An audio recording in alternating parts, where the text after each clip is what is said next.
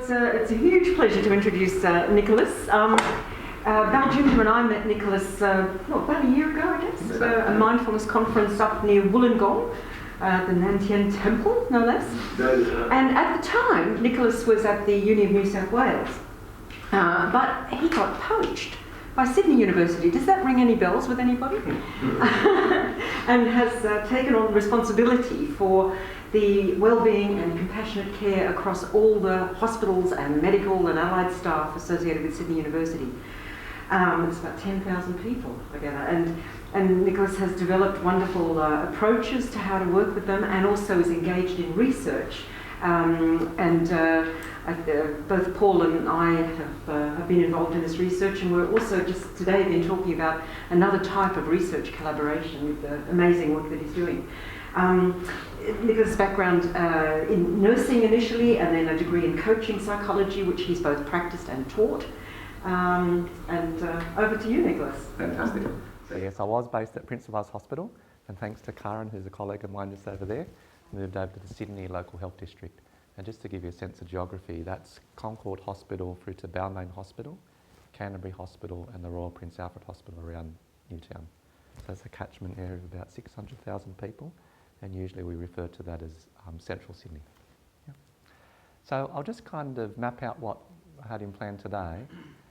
I thought we could have a little bit of a presentation about what compassion is, part of the business case for why compassion, and some general ideas about how we can do compassion, and then some more specific ideas about what we're doing in hospital systems, specifically around supporting compassion. So that is kind of the shape for today. But I always like to start off with a story, so I might start off with a personal story. And I think us as researchers, I think all of us, in a sense, come to research with a question. And I think a significant number of us have some type of question at the end of the day that relates to how do we alleviate suffering, or how do we actually promote ease and well-being, and perhaps even joy. And so the research often comes from a personal interest. So I grew up with my father, who was a martial artist, Chinese, and he was a Tai Chi teacher for many years. He practiced, I think, Tai Chi for, about 50 years, and he taught it for many, many years. And he didn't drink, he didn't smoke, he didn't gamble, he was very much a clean skin.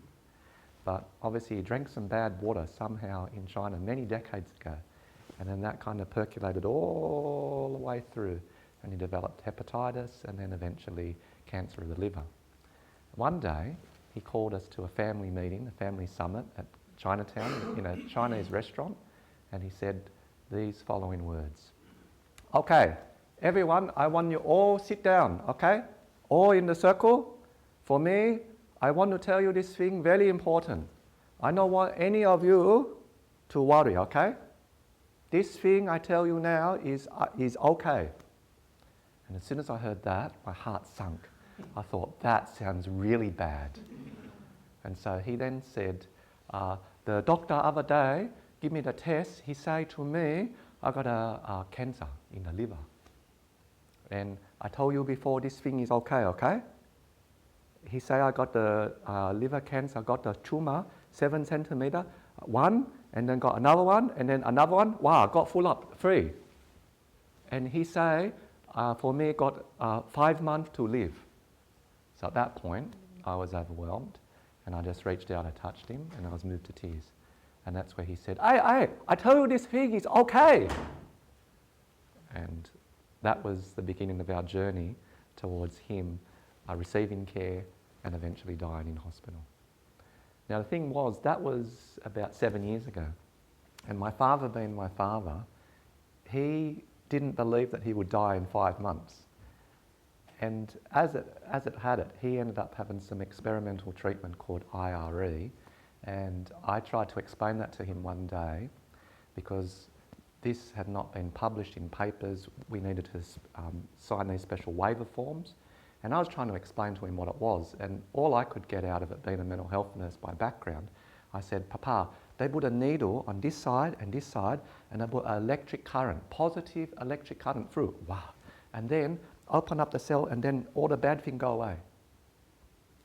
Experimental. 6 people in Australia.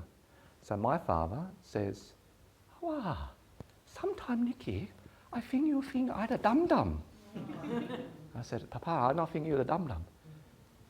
The Chinese people know this thing 1,000 years. This thing, not a new thing. The Chinese people know this thing.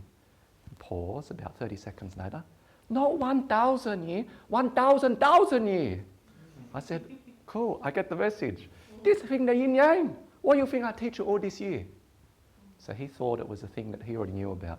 In the West, we thought it was experimental, cutting edge care. That was only offered in Melbourne, so we'd fly down and back and he'd have it done. And it kept on shrinking his tumour over a number of years until it got too close to the point where they couldn't do anymore. So they transferred the care back up to hospital where I work across the road from there. And the very first time that we went there, this is what occurred. We came to a busy desk and there was a woman there who had lots of files, phones going off, lots of things happening. And here was my father at that stage, finding it hard to walk. And I was standing next to him. And we stood there for about 2 minutes in silence and there was no recognition, there was no face contact, nothing. And so I then cleared my throat and I said, excuse me. And the person put their hand up and said, I'm busy. And at that stage, my father was looking at me and he's quite a, he was quite a physical person. So if he wanted your attention, he'd jab you with the elbow and you go, what, she not see me? And this is really interesting because the contrast is when he would walk into a room with his martial arts students, people would bow to him. And in this context, he's standing here for 2 minutes, totally unacknowledged. And eventually, she looks up and she says in this tone, name. And it was one of those moments in the movies where you kind of go, here's a person who's loved you all your life, they've given you so much. And all of a sudden, he's just this name, this monotone name. And so I say, Peter, you. And then she looks through the books and she says, he's not in the book. And at that stage, my father, who spoke broken English, even he got the gist of this. This is not good. And so whatever they were watching, Jerry Springer, Oprah, forget about over there, the action's over here. Because my father, with the loud Cantonese voice, he's been well trained in yumchas all around Sydney. He knows how to speak loud. And often when he would speak loud, other people, Anglo people would think, I've got to speak louder so that he can understand me. And it would go like this, yeah? And so that's what's coming by our way, Theatre New Year, very soon. So he goes, wow, I'm not in the book? I'm meant to be in the book? And then for me, my sense making is we've waited for 6 weeks to be seen by a doctor. Each week goes by, the tumour gets bigger and bigger and bigger. Bigger tumour, closer death. We need to be seen by the doctor. So that's what's welling up in me. And then all of a sudden he has this insight that, wow, you Nicky, you're the one who booked this thing. And so he's realised that I'm probably the one at fault here. And I'm like, no, I definitely booked it. And so this is all going on. People are all looking over here. And at this stage, the doctor walks through and she says, is everything okay here? And I said, no, it's not. My father's been waiting for 6 weeks. We're really concerned. We need to see you because his tumour's grown larger and apparently we're not in the book. And so this doctor, she looks at the situation and then she says to the admin person, she says, it's okay, I'll see them. But as a matter of principle, probably fairness or something going on there, the admin person says, but he's not in the book. And so this doctor comes over and she physically touches the person and she says, it's okay, I will see them. Then she says, Mr. Yu, it will be a while. We waited there for an hour and a half. It didn't seem like much time at all. We walked into the office, she ushered us in, she sat us down, and in a very unusual way, I've not seen too many medical people work in such a way. She looked at my father and she said, Mr. Yu, what is it that you need to tell me? So she didn't start talking first. And he spoke for what seemed like hours, but really it was probably about 7 minutes, uninterrupted. He got to the point where he was telling them about stories about mushrooms on the sides of the Chinese mountains, medicinal properties. And I'm looking at him thinking, this is a waste of time. Her time is very precious. Can we just get to it? And then finally she says to me, and you're his son, I imagine you've got a lot of questions. What do you need to ask me? And I had my list of 17 questions. When's he going to die? How do we know when he can no longer be at home? What type of pain are we looking at? And so I think I only got up to question number 3, and my father pretty much just went, hey, stop the talking, too much talking, talk. And then she said, how about I give you some information? It seems like you need to make a very important decision. She then shared her information, decades of experience, elegantly put on the table once she'd allayed our sense of will we be seen and heard? Yes. And now she was able to share her expertise. We walked out of there, my father would always take her on this little trolley, and in there he had his Chinese newspaper, superfoods. Hey Nicky, you know the superfood? This thing very good. Yeah, I know a little bit about the superfoods, Papa. Got a blueberry, got a this thing, this one. And he'd also have his little sword in there because he'd go every day to Hyde Park and he'd flick out the sword and do his Tai Chi and sometimes teach people. So he'd pull this all the way along. Halfway along the corridor, he stops and he says, wow, Nicky, you see this doctor? This doctor, number 1 doctor, very good doctor. And then he went past where the admin person, and you know what happened there, don't you? Wow, and this one, the dum-dum. Yeah. Just kept on walking. There was something about that story which, to me, says something about the presence of compassion and also the absence of. And so what happened for me within that story, something was seeded within me, where I made a resolve within myself to say, you know what, I've been teaching, coaching and having coaching conversations for the past decade. I would really like to do something about kindness, compassion, presence. And so that kind of percolated over a series of years, and a lot of different things have led to where we are in the room today. So I just thought I'd start off with that story. As we kind of move on, there's a number of people we should acknowledge. The first being the traditional custodians of the land where we gather. Just like to pay respects to the past and present elders, and also anyone who is in this room who is Aboriginal. And also thank you to you. I've barely met most of you, but I do feel as though I'm among friends. And certainly my work in coaching has been influenced by people in this room over a number of years, Paul, Felicia, and also Joseph's work. Yeah? And I had the fortune of having a very brief conversation with the Jinga coming along, and I think there's a lot I can learn from all of you. So thank you very much for having me.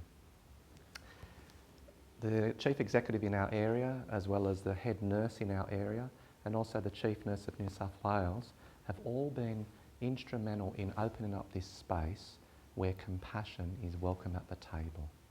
Because sometimes in some organisations, compassion is seen as the soft thing. There's not really a business case for it, but these people have really opened this space up.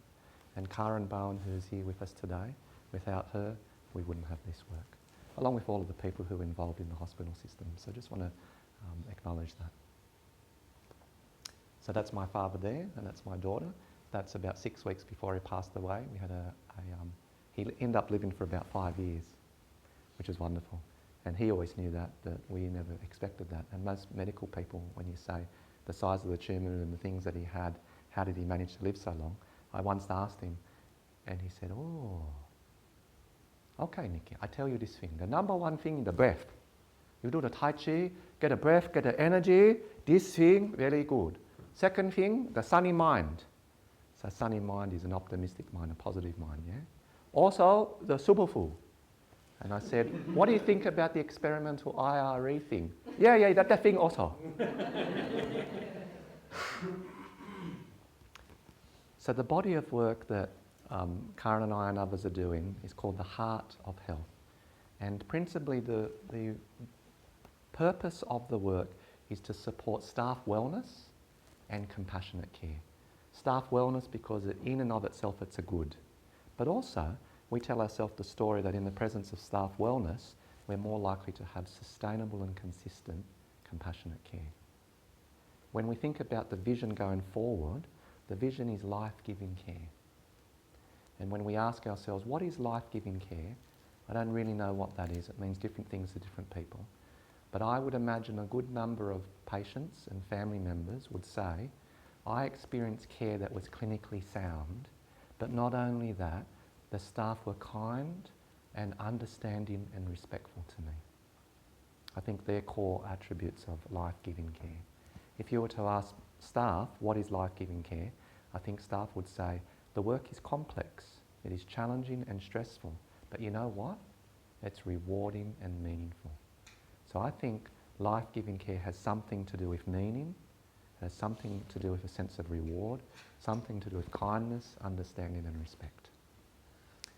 So that's the vision that we move towards, and the strategic alignment is that at a national, state and local level there is increasing attention on, if we want excellence in care, providing care that is centred on the person as a person rather than as a body, this is important. And one of the aspects in the literature around what is patient family-centred care comes out, unsurprisingly, compassion. So that's why we have this program. We're trying to cultivate compassionate care in the service of patient family-centred care, which is one aspect of excellence. Now this might seem quite unremarkable, but what this is really important to situate is we now get to a point where we say, why do staff get to close their eyes and even take their shoes off and lay on the ground for an hour a week, every week during work time? And we say, well, if you want compassion, there are a number of practices that you can actually do to support compassion, and we'll talk about that more so. But one of the things that seems to help is when we're able to be mindful and also have lower levels of stress. But we'll come to more of that. So big picture, we're looking at life-giving care, staff wellness and compassionate care. There are a number of ways, a number of programs that we are designing and implementing in order to create that outcome. So we'll kind of talk it through a little bit more. So these are the programs at a glance.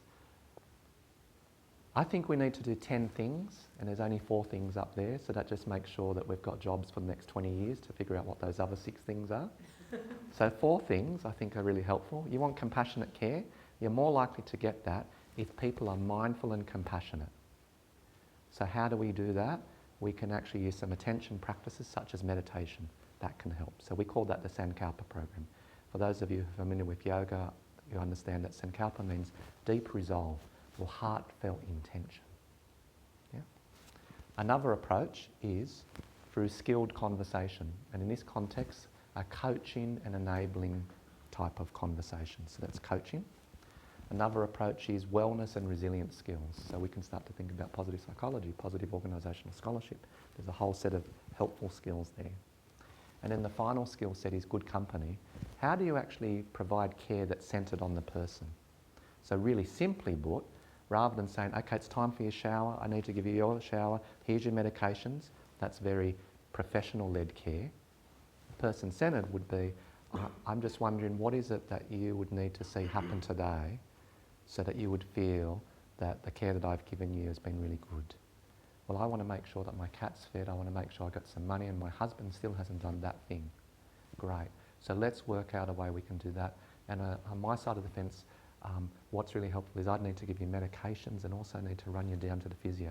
So I'm just wondering how we can work that out in a way that's going to work out for you and me. So would you like to have your shower now or would it be after lunch? Because I've got a window of time there. See how we're starting to collaborate and work with rather than do to. So those 4 skill sets we believe will support compassionate, patient-centred, respectful care. But underpinning that, importantly, actually is us. So we figured out that in order for us to be able to do this work, we need to learn with and from each other. So in other words, a community of practice. How can we learn with and from each other around topics of shared mutual interest? In this case, wellness and compassion. So we formed a thing called the Heart of Health Community of Practice. It really is a compassion heart tank, but we use the word think tank. Beyond that, we can say, well, this sounds like interesting work, but however would you know that it's actually effective and worth the investment? And that's why we've formed the Heart of Health Research Hub. And so we've got a research collaboration. And so we've been working with Felicia and also Paul around that. And in the end, we've got a program that supports people to develop up the skills to be able to run these programs, because we're going to need way more than one person for 10,000 people, aren't we? Yeah? All right. So what is compassion? Dr. Chokhanov, who does work around dignity therapy, it's a very beautiful therapy. He's a UK based, and essentially he's trained up people to help nursing staff and other professionals spend time with a patient and in a sense help this person make sense of their life into a document which is what they give away as part of their will. And that document or story, when this person passes, they pass it on to those who remain after them. And this is, in a sense, a way of bringing their life together. Dignity therapy. It's beautiful. His definition: a deep awareness of the suffering of another coupled with the wish to relieve it. Now, when you look at the compassion literature, often it has 4 elements. And I've simplified it here as being head, heart and hands. So the first element, and Paul can speak to you much more about this because he's done some great work in this space and that's certainly shaped the way I've thought about it, is first we need to be able to see suffering. You see the suffering. If you don't see it, we can't do anything about it. Yeah? So we have to have that sensitivity to be able to see suffering or understand it. Not only see it, but actually feel it. Yeah? And not just feel it, but actually have the motivational state to want to do something about it. Sometimes in the literature it talks about this type of thing as the heart quivers. Yeah? And beyond that motivational state, there's also a 4th state, which is actual action. We take action. Because if it just remains as seeing and feeling, that might be the domain of empathy. And Felicia certainly knows about some of the work which differentiates between empathy and compassion at a neuroscience level. So that's a conversation you could probably have with Felicia another time. So 4 elements. Yeah? So in a sense, we want to help people see suffering, to be able to feel it in such a way that it doesn't become overwhelming, that can still meet it and be with it. To work in a motivational way with it, to want to do something about it, and to also then do something about it. Now, Paul's got some really interesting ideas around the role of appraisal, so I really recommend you joining with him around conversation around that, because appraisal and sense-making does seem to be significant and important factors through this.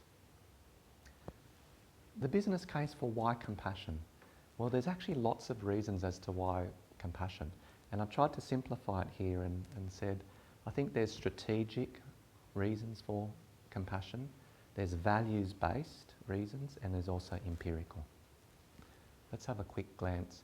At a strategic level, at a national, state and district level, there is increasing hard wiring for why we should do this. In the States, as you know, there's more private healthcare, and one of the ways that you can attract customers is actually do stuff better than others or do it cheaper or however.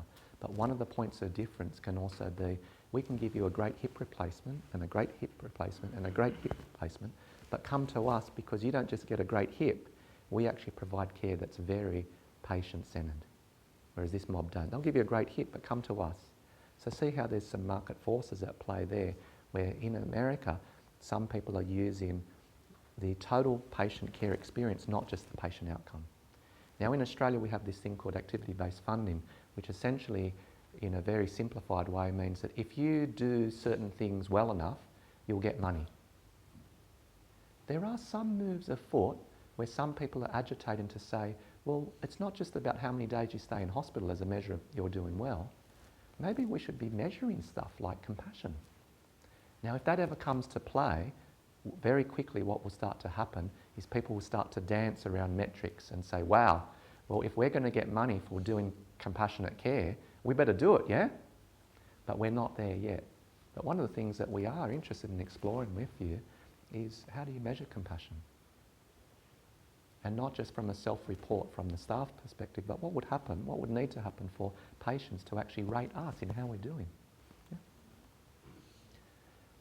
We don't have really time to go into that, but that's me kind of just having some spare time on my hands. I just did a situational analysis map of locating why is compassion such a hot topic. And there are multiple levels on that, but in a nutshell, there's rising consumer expectations. There's also risk management. When you provide compassionate care, people are happier, they sue you less. There's also a bigger perspective of quality isn't just throughput and getting people through, there are broader pictures on quality. There's funding models, which I've mentioned. There's also leaders' vision. So Karen and the chief nurse and a whole range of people are actually saying, actually, this is an important conversation. Compassion's not just soft. This is a hard outcome. There's also this idea about high performance cultures, which in the corporate world, when I was doing coaching in the corporate world, it's very much the beat of the drum. High performance, high performance, high performance. What does that look like in the healthcare sector? Well, we have a chief nurse who has this wonderful aspiration which says compassionate care, every patient, every time. Now that is completely unrealistic, but a wonderful aspiration. I want you to imagine for a moment that you're a nurse, you look after 6 people on a day in an 8-hour shift, you see them 4 times, 24 encounters. Work for 300 days in the year, 24 times 300, do it for 10 years. You have multiple thousands of encounters of where you're expected to get up to be compassionate. Yeah? So there is that drive coming through. There's also this work around happy worker, happy productive worker. And also this idea of the war for talent. You want to come to a place which has a compassionate climate because the work's really hard. So I may as well do it here rather than saying elsewhere, where you do the hard work but you don't have the compassionate climate.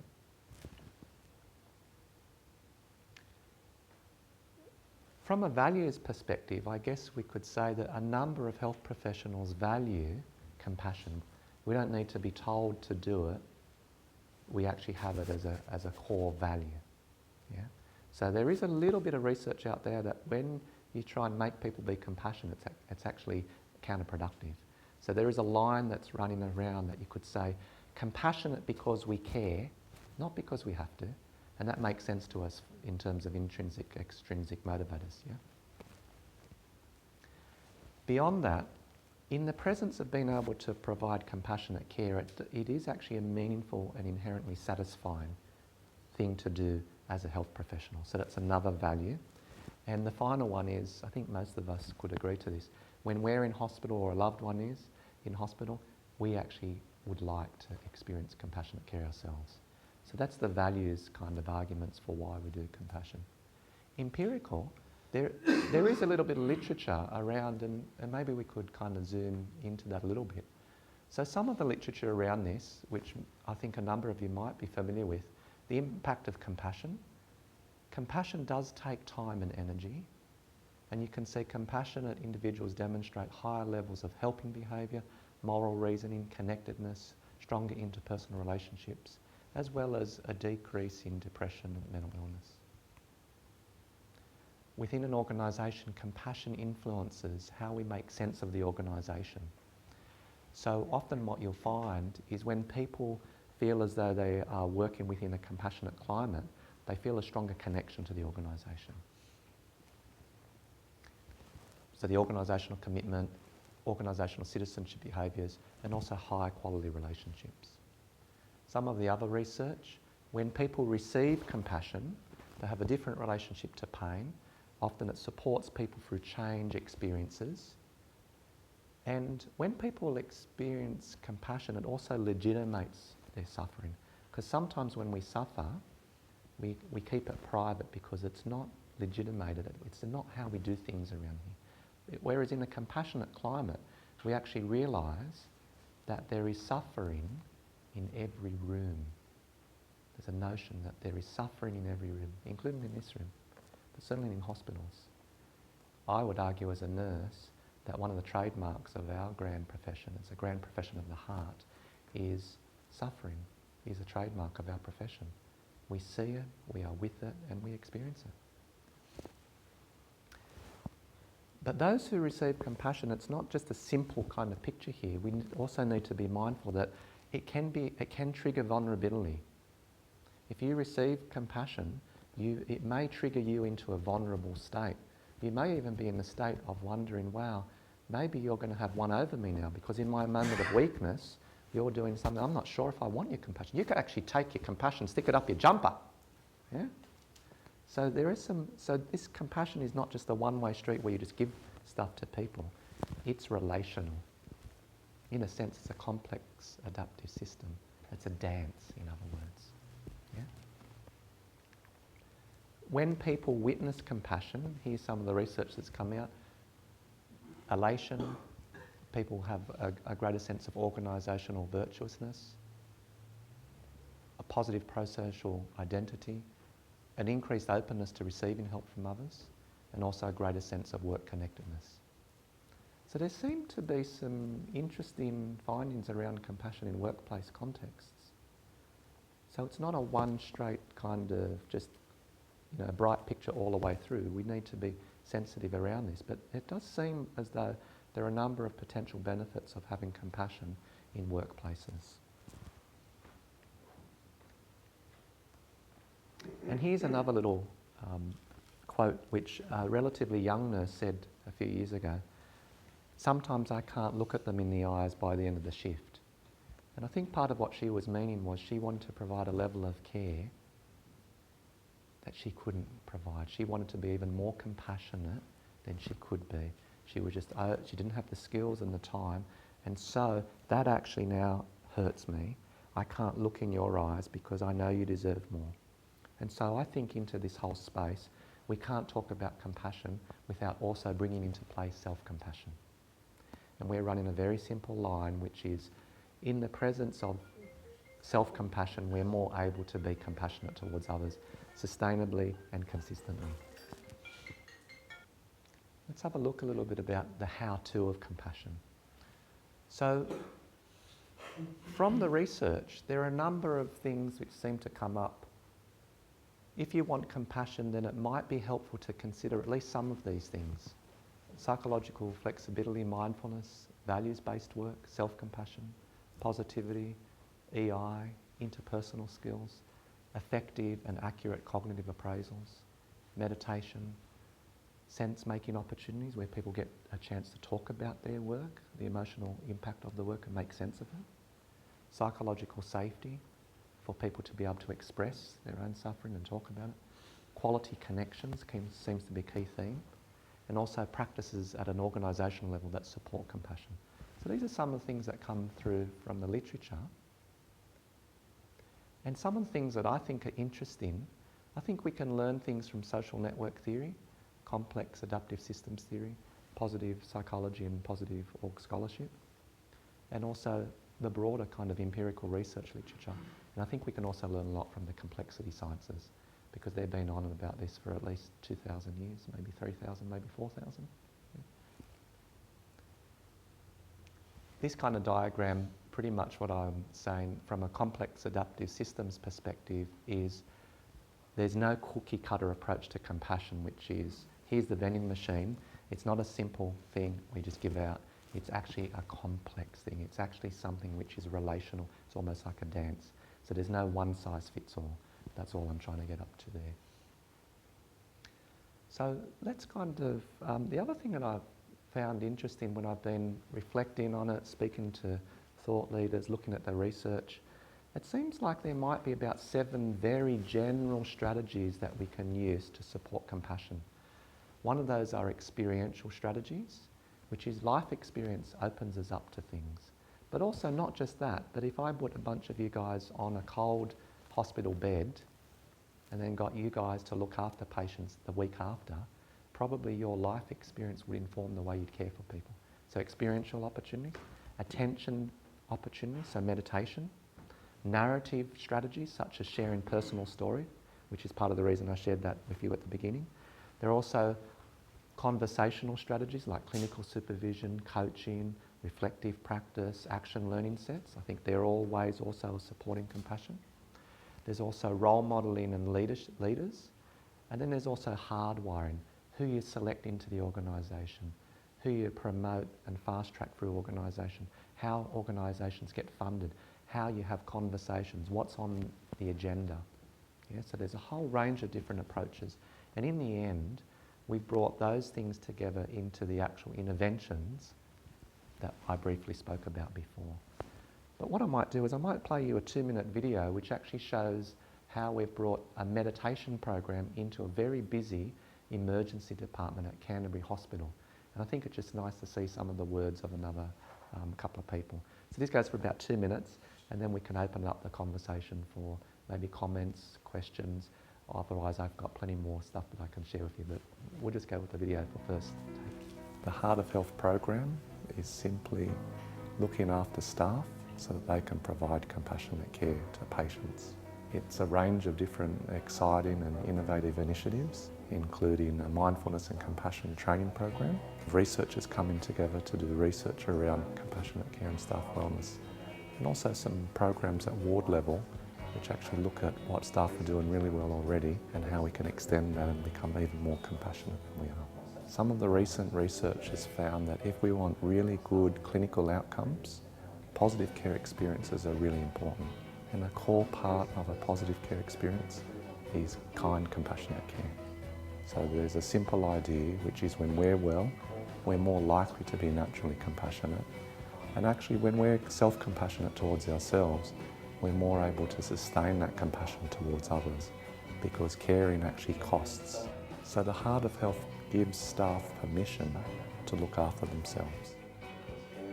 So the way the Heart of Health program is working at Canterbury, we have the Sankalpa program running here. A program based around meditation, mindfulness techniques and helping the nursing staff to cope with stress. And it's teaching nurses how to be compassionate for themselves and others. Traditionally, nursing has focused on clinical and performance development, and it's a really nice breakthrough to focus on the emotional well-being as well. The reports that I get back from people is that they really enjoy it. A lot of them are doing it at home on their phone through the website. I see staff actually smiling all the time and really happy and wanting to come in for these sessions and wanting to come to work. They love it. It's very, very valuable to them.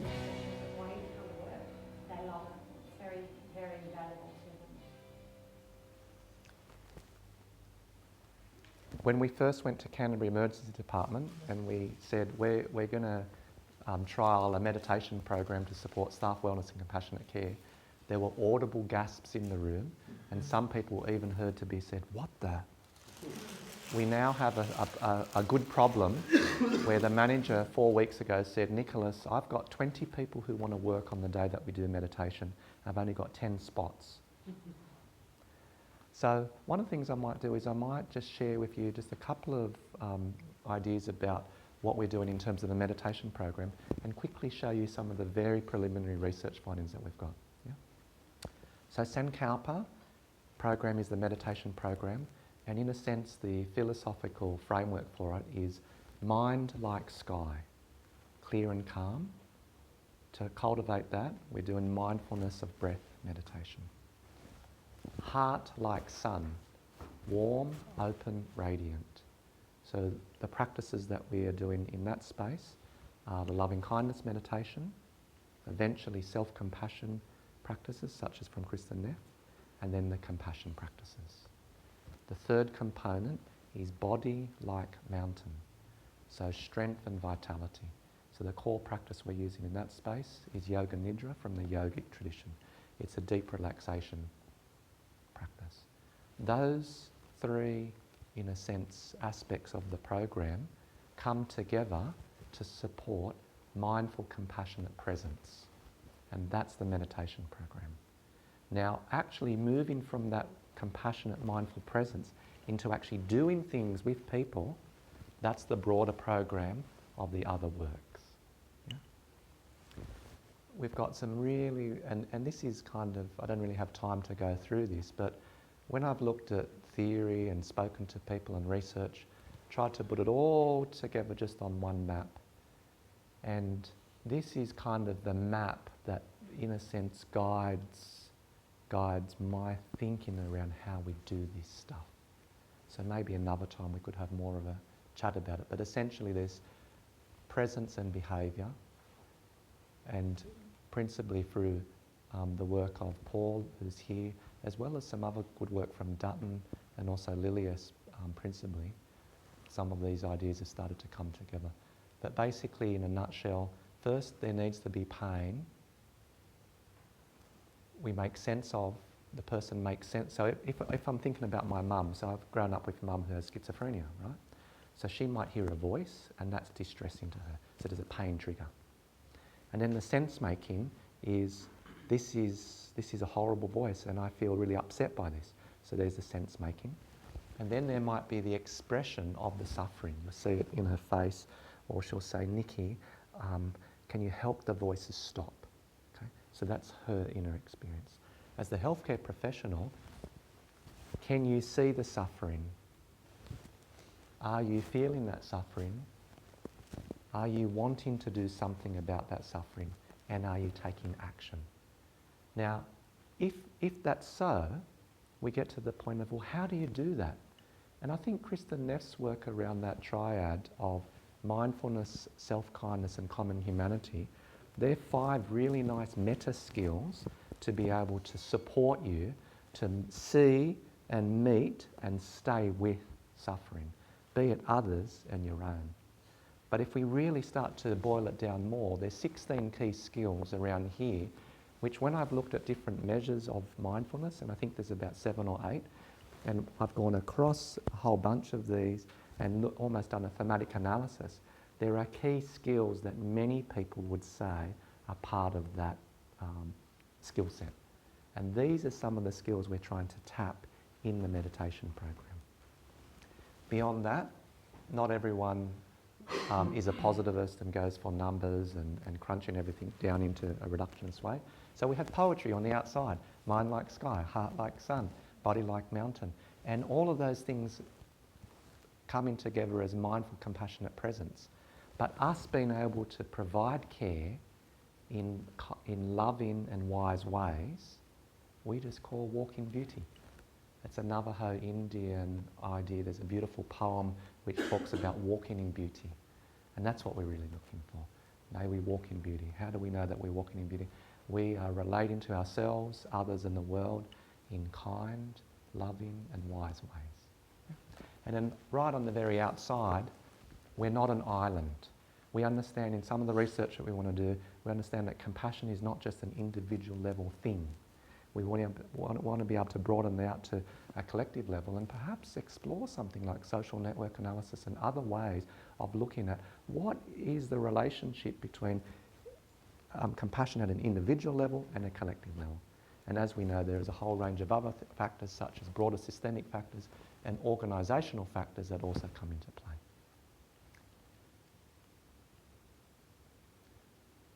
So I'll just kind of share with you here's some of the people who are meditating, and here's part of our wonderful research team. And that's kind of an overview of our earlier research model. And in addition to the research model, we've got what we call key performance indicators. I'm sure you have those also at university. So that's how we show that this program's worthwhile. And we've got a couple of research projects underway. So one of those is to look at the impact of the meditation program on participants. Another is to survey the levels of compassionate and patient-centred care across our whole district. So we've got about 4,000 nurses. So that's another project that we've got. And here's the very, very, very preliminary findings. We're only up to week 12 and we've only got a sample size of less than 20. So we haven't even run for statistical significance, but I thought I'd show it to you anyway. So what we found is compassionate care and also mindfulness. Here's how people rated themselves on the scales of 1 to 5. One of the problems we have here is the ceiling effect. People are really rating themselves highly. So that's where I've been trying to get some advice from Felicia and also from Paul and others, and we've still got to think this through. But interesting, you can see that mindfulness, people are not rating themselves really, really highly on mindfulness. So there's some space there. What we found is that there was a moderate correlation between compassionate care and mindfulness. To me, that's really interesting because I'm running a really simple line, which is if you want people to be compassionate, help them be mindful. Why? Mindfulness to me means being able to see and be with what is. So if I'm mindful, I'm more likely to be attuned and picking up on my suffering and yours. Yeah?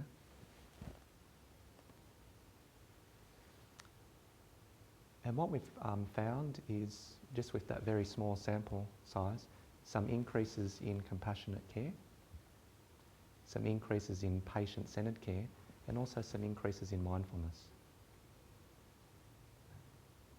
This is quite exciting to me because, you know, MBSR 2.5 hours, 2 hours, 8 weeks, plus a full day retreat, plus 40 minutes expectation week in, week out. That's a lot, isn't it? We're lucky to get nurses in the room 1 week out of every 3 weeks. They come for an hour. They're not meditating 40 minutes a day. We're saying if you can meditate for 10 minutes, 3 or 4 times a week, wonderful. So the dose effect is very, very small. And yet already at a very preliminary level, looks like some interesting stuff there. Yeah.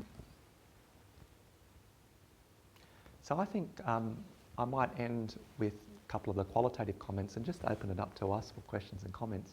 But here's some of the things that people are saying. This is really needed for our type of work, dealing with all the types of people we have in community.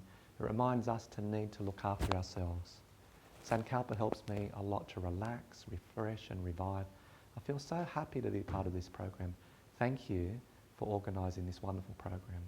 Gives you the opportunity to escape the madness without any feelings of guilt. The program allows me to take a moment to look after myself and to reflect on the things that I need to improve. And this other last little comment, I really liked it. I look forward to Sankalpa. At first I liked the acknowledgement from my hospital, but now I like the acknowledgement I have for myself. It's nice to slow down, calm down, forgive and be kind to myself. So I'd just like to close there and just open up just an opportunity for questions and comments, because there's some wonderful people in the room and I'm sure it'd be interesting to see what's happening for you as you see and experience this. Thank you. And there's a little kind of cue and reminder for you. I'll just pass those around. There we go. Nicholas, just wondered if you want to say something about the research design of what you're planning in the next stages. So what we started off with in the very first instance was a simple pre and post design with 2 wards. And the idea around that was kind of political. I just needed to get some runs on the board quite quickly so we can keep on doing the work. So that's what was presented up there. When I spoke with Felicia a little while ago, Felicia was kind of encouraging, can we move closer towards more rigorous designs?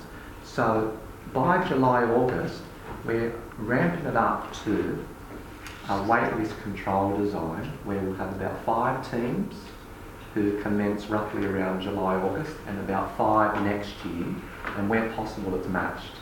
So that's where we're kind of ramping up from the pre and post up to closer towards an experimental design.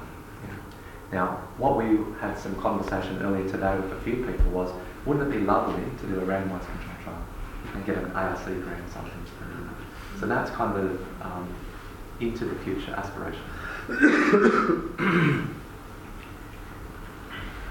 I'm looking at that model of noticing, feeling, wanting and acting, and I'm thinking it would be possible for a nurse or a healthcare worker to have all of those things in place and still act unkindly.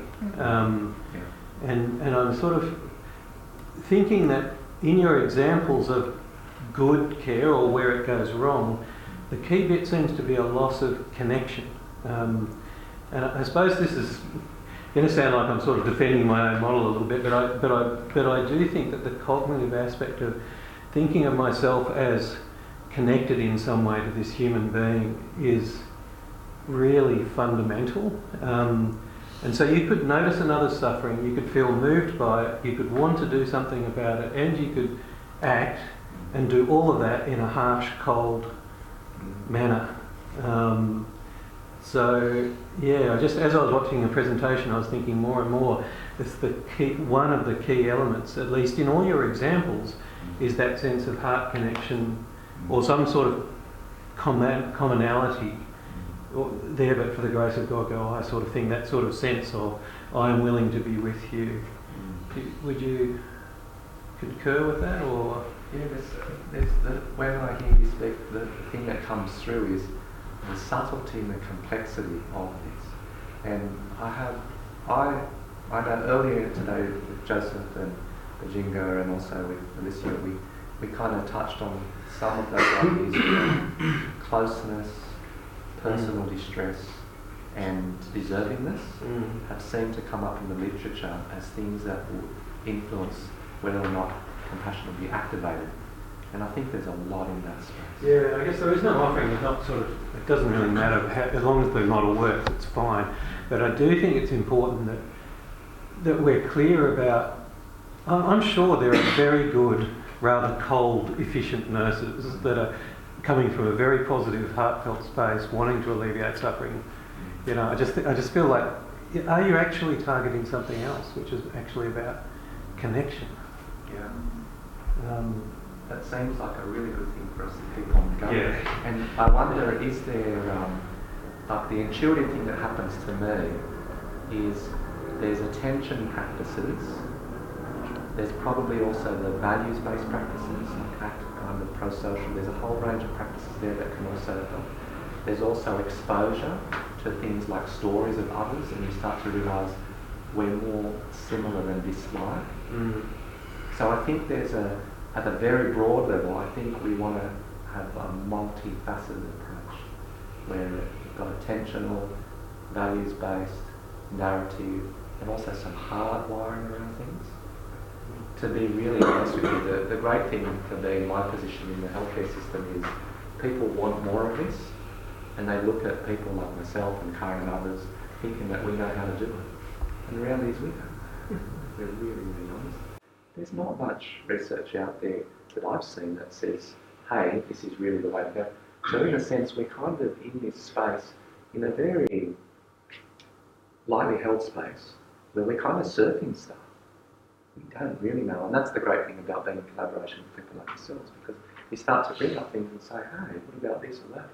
And within a certain scope, why not explore something? Other questions, comments? We're talking about this, this relates the sense of no separate self, and just that compassion involves almost like a response to this other person as if they're you, whereas empathy involves I'm here and you're there and I can feel what you're feeling. Just wondering, I'm not that familiar with the contemplative tradition, but I did no separate self and interventions where people see. Bill Jr. knows a lot more about this than me, but the fundamental interconnectedness of everybody. And like an ACT, it would be the observing self, which is almost like holds content, but isn't part of that content. I'm just wondering if there's pieces in your intervention that seek to destroy the conceptualized self, I suppose, or open up the self. So this is part of our bus ride here conversation. So, Patrick, do you want to speak to that a little bit? This idea of... it's quite a big one, isn't it? That's a nice one. There's the capacitor. We landed on it because of a scale, which was around non-attachment. And I kind of said, how would we relate this to compassionate care? And Belginga was able to eloquently say, and I looked at that and said... Yeah. I don't remember exactly what I said, but it probably was something like this. One of the barriers for compassion, as you pointed out earlier, is personal distress. Seeing somebody else suffer makes me suffer. I don't want to suffer, so I go away. Or I'm not able to compassionately respond to that.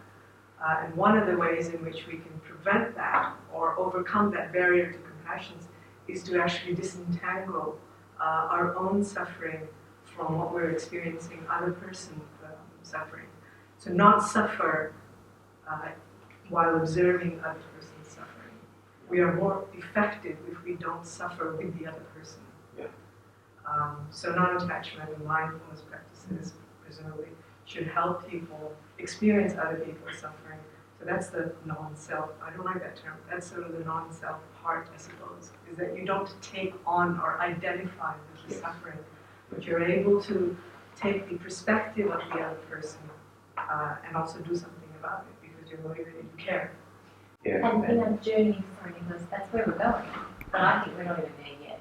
I think we're still at the part where we're helping nurses to even identify that they might be experiencing that suffering. Because we're working with nurses who have become very efficient, but have become very closed, and they can't articulate why it is that I'm so closed. Some of them can, but some of them can't. So our journey is very much about self, others, world type thing. And you make it, I'm grossly simplifying it, that we're trying to have a balanced sensitivity, because a lot of us, as healthcare professionals, hold on too much. Okay, so in the Buddhist literature, that grasping, and we kind of fuse with the stuff. And a lot of us become very defended and hold back. So we're trying to help people see, where are you surfing in this space and how can you hold that space? And in a very oversimplified way, if you're holding on too much, maybe part of the intervention is mindfulness, to give the space. Maybe if you're too closed off, the loving kindness might come more into play. That's what I'm speculating. And the way that helps me seal that understanding is, my mum recently, she was at a cafe with me and she said to me, so I've been looking after mum for more than 25 years, right? I grew up, as a kid with mum with schizophrenia. But she said something to me along the lines of, Nikki, am I rotten? And at that point in time, all I could see was my beautiful mum. And I didn't know what to say. But what I did know is I just totally wanted to be there present with her. And so I just took a breath and I just stayed with that. And I could feel part of her distress and I could actually feel my own sadness. And I stayed with that. Earlier in my life, I would have avoided it, I would have changed the topic, I wouldn't have visited mum because it's too painful to see the vulnerability.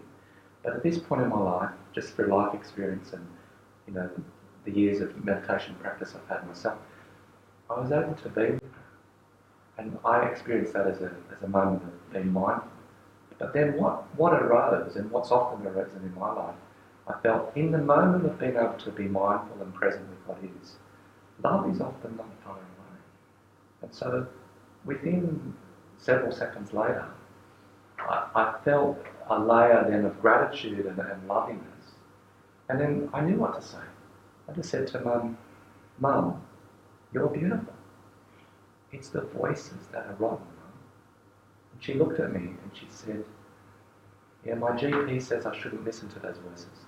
And I said to her, your GP's right, but I imagine that's a really hard thing to do. And then she said, yeah, Nikki, can we stop talking? And I thought, we're having a life-giving conversation here. I said, why, Mum? And she said, the voices can hear what we say. And I said, okay, we'll stop. And so we stopped. So to me, that's a story there that kind of shows the mindfulness can sometimes give us a bigger container in which we can hold the emotionality of whatever is, so that we're not swamped and overwhelmed by it. We can still meet with it, even if it's quite tough. But often in the presence of that mindfulness, they often say the other wing of the bird is the kindness and the compassion. In the presence of being able to see what is, and not just see what is, but be with what is, often I've had that sense of kindness then has a chance to kick in. That kind of loving response. I'm not sure if that adds anything, but that's, Over back to you guys. Yeah, thank you very much for a great talk. I've long thought that human resource departments should start to see their staff more in terms of human rather than resources, which is what you're doing. I'm just going to play devil's advocate here for a moment. With the staff program, whatever you want to call it, that you introduce, and the staff obviously enjoying it, it can be hard to work out what is the active ingredient there that they're enjoying. It could be just the fact that, hey, my employer is taking an interest in me, other than the fact that I'm a work machine. Yes. So I'm not being critical, because I do support and agree with what you're saying, but if you wanted to sort of narrow down and find out, what is the active ingredient, because there could be 1,000 other similar type things that would yield similar results. Again, I'm not coming from a critical knock at it. No. I think you're absolutely right, and that's chapter 4. Chapter 4 would be, so if we went to chapter 2 being the waitlist control, chapter 3 being the randomised one, and then chapter 4 being, let's give some other group 1 hour of supervision, or let's give them something else. Exactly. So I agree.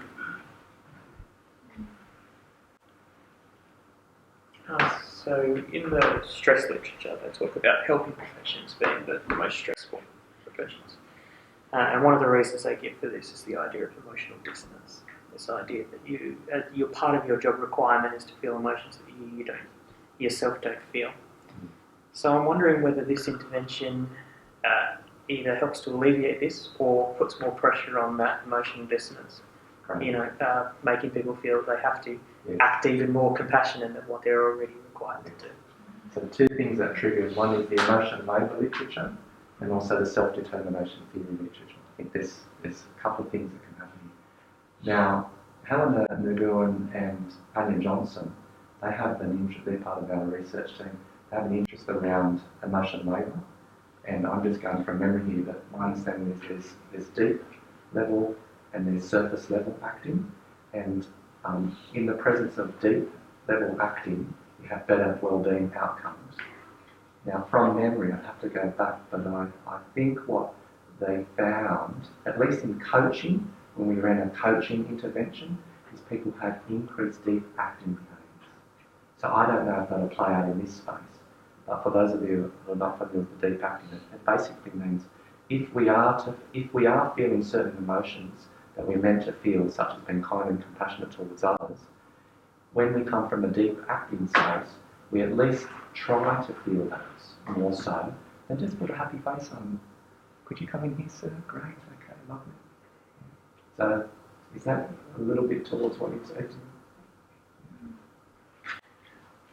Can I flesh it out a little bit though? I mean, I guess this is a related point, right? Is it possible to provide good quality care while also sort of holding back on the inside a little bit, or does one have to be fully engaged with the client, with the patient? You know, like I'm just thinking about that expectation that you not only do you have to provide good quality care, you also have to really, really care and really, really, you know, with each and every patient. Can I talk to that from a personal perspective? So having lived that? Yeah. Yeah, you can absolutely be the best technical clinician and know that you are providing good technical care. But what does that do to you in terms of eroding yourself and why it is that you came to the profession in the first place? It plays more of a role, I think, than we're willing to acknowledge. And I think, so we can talk ourselves into the fact that I don't have to go to that level to demonstrate that compassion and that kindness, because really it hurts to do that all the time, because it takes on a lot. But when I aren't doing that, I'm also then working against the whole value of why I came to this profession in the first place. So it feels sort of fake, is that what you're saying? So it feels, is it fake, or is it just, it's an unmet need? It's an unmet need. I think there's another interesting part to that. It comes out of this work of Paul Gilbert's, and there was a fantastic workshop just a week or two ago. And I can't remember what I was going to say next. Soothing system, self-compassion. And it comes back to something you touched on very early on. I don't think you said more about, and that is that you can't always be there fully compassionate, empathic, whatever. But his words were, fake it. You don't feel it, fake it. And the more you fake it, the more it'll become authentic. And it's just practice. And I thought that was really powerful, because at the beginning, some of this stuff is very hard. And I thought that was great, you know, permission to have the intention. That's the key thing. You start with the intention, and not necessarily right away do you get to where you want to go, but as long as the intention is there and you keep practicing, you can get there. And that's why the program is called Sankalpa, because those of you familiar with some of the contemplative practices, the loving kindness practice, for instance, we have an understanding that we're not trying to manufacture an emotion. And there's a distinct and subtle difference between having the intention to be kind, even though we don't feel it. So it's almost as though we're not feeling kind, we're just feeling what we are. But wrapped around that is an intention, a broader container to be. Because if you're in the practice and I'm not feeling kind, well, what's wrong? And you can start to turn that in on yourself. That's a broader conversation. It's interesting. Just dovetailing that, and still thinking about your earlier comment. In the contemplative studies tradition, there's long scholarship that argues that compassion without wisdom is ineffective and may actually be harmful. Because if the compassion lacks wisdom, there's a lot of attachment attached to it, that you're attached to the outcome, that you really want to get rid of the pain that's in that situation, and that can actually backfire and create more pain. So you mentioned this word wisdom. Wisdom is actually not touchy-feely at all.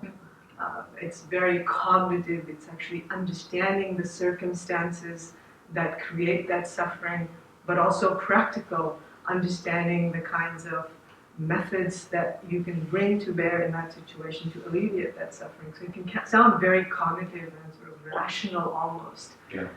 So in essence, feelings may actually interfere in that process. That's a great point. You know, so here's you know this whole debate at the moment around mindfulness. Is it okay to be kind of doing, you know, mindfulness practices in the absence of the spiritual traditions that underpin it? And there's a whole debate around mindfulness. The great thing about when the practices are embedded within a long tradition is that you've got the, in a sense, the compassion practices and the wisdom practices, both wings of the same bird.